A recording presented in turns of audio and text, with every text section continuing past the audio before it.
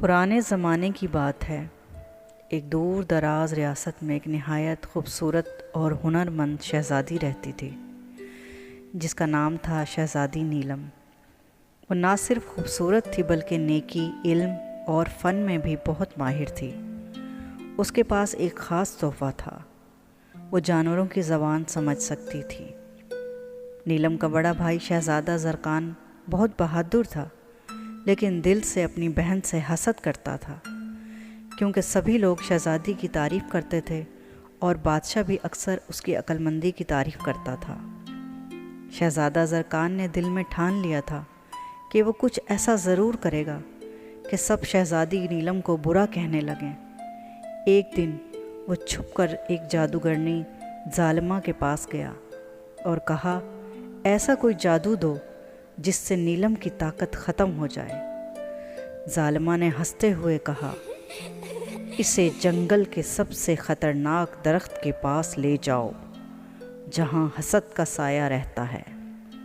اگر وہ اس درخت کو چھو لے گی تو اپنی طاقت کو کھو دے گی۔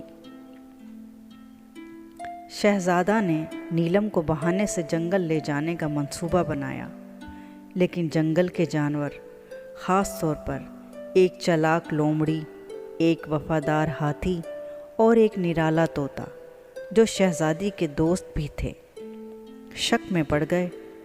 لومڑی نے طوطے کو بھیجا کہ وہ نیلم کو خبردار کرے۔ جب شہزادی نیلم کو اس درخت کے پاس لے کر گیا اور کہا کہ یہاں ایک خزانہ چھپا ہوا ہے، نیلم درخت کے پاس آ کر رک گئی۔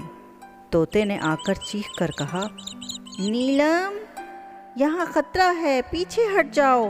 نیلم! شہزادی چونک گئی۔ وہ جانوروں کی بات سمجھ گئی اور جان گئی کہ کچھ غلط ہو رہا ہے۔ اس نے زرکان سے کہا، بھائی، اگر تم میرے دشمن بھی ہو تب بھی میں تمہیں معاف کرتی ہوں، مگر جان لو، حسد سے کچھ حاصل نہیں ہوتا بلکہ سب کچھ کھو جاتا ہے۔ اچانک ہی درخت سے ایک کالا دھواں نکلا اور زرکان کے ارد گرد چکر لگانے لگا۔ نیلم نے اپنی دانائی سے اور اپنی عقل مندی سے جو بھی اس کو دعائیں آتی تھیں وہ پڑھنا شروع کر دیں، اور ایک دم ہی اس کے وفادار ہاتھی نے اپنی سونڈ کی مدد سے زرکان کو درخت سے دور کھینچ لیا۔ دھواں غائب ہو گیا۔ اس صورتحال کو دیکھ کر شہزادہ زرکان رونے لگا اور اس نے کہا، بہن، میں شرمندہ ہوں، میں تم سے حسد کرتا تھا، لیکن آج تم نے مجھے بچا لیا۔ نیلم نے مسکرا کر کہا، محبت سب سے بڑی طاقت ہے اور حسد دل کی روشنی کو بجھا دیتا ہے۔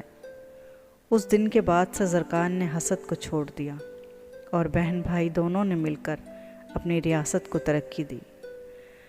حسد دل کو اندھیروں میں دھکیل دیتا ہے، جبکہ محبت اور معافی روشنی پھیلاتے ہیں۔ دوسروں کی خوبیوں سے جلنے کے بجائے ان سے سیکھنا چاہیے۔ کہانی ختم ہوئی، لیکن نیکی کا پیغام دلوں میں باقی رہے گا۔